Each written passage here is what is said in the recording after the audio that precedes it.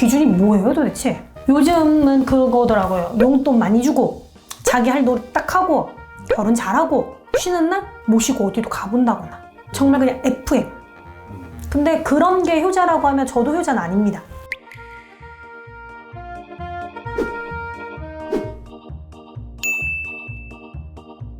구독, 좋아요, 알람 설정.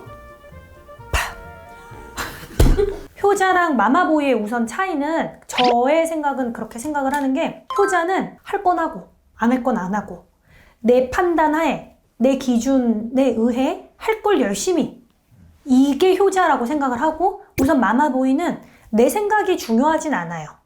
엄마의 생각이 조금 더 중요한 거예요. 근데 이거는 항상 문제가 터져요. 왜냐면 좀 오래 갈 때는 30대, 40대까지도 가는 분들이 있거든요. 근데 어느 순간 한 번은 이건 아닌데 생각을 하면 그때는 혼란이 많이 들어오는 거예요. 자기 판단력이 떨어져 있으니까. 그래서 무조건 마마보이가 어렵다. 어렵네요, 진짜. 어려워요. 저 같은 이제 불효자는 그냥 마마보이나 효자나 비슷하게 보이긴 하거든요. 근데 효자의 기준이 뭐예요 도대체? 요즘은 그거더라고요. 용돈 많이 주고 자기 할 노릇 딱 하고 결혼 잘하고 쉬는 날 모시고 어디도 가본다거나 정말 그냥 FM. 근데 그런 게 효자라고 하면 저도 효자는 아닙니다. 효자인 사람도 점으로 나오나요? 효자라고 얘기는 안 해요. 효자도 해줄 수 있는 건 다 해주는데 막상 고집을 부리면 되게 큰 똥고집을 부린다거나 뭐 챙겨줄 거 다 챙겨줘요. 근데 막상 결혼은 반대하면 나가서 몰래 엄마 아빠 안 볼 정도로 결단을 하면 무서워지는 사람들이 있어요.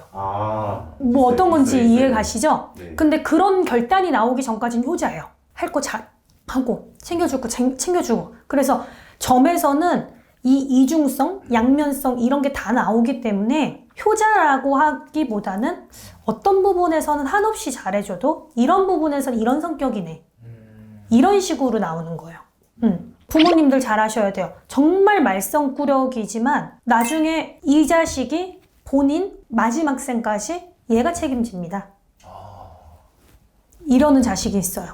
그렇게 결과도 이제 정계로 나오죠. 네. 근데 진짜 말 안 들어도 그럽니다.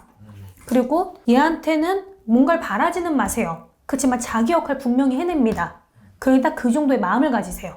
그러니까 부모와 자식이 가져야 되는 관계가 타고 태어난 것도 있다 그랬잖아요. 그걸 얘기해 드리는 것 같아요. 점은.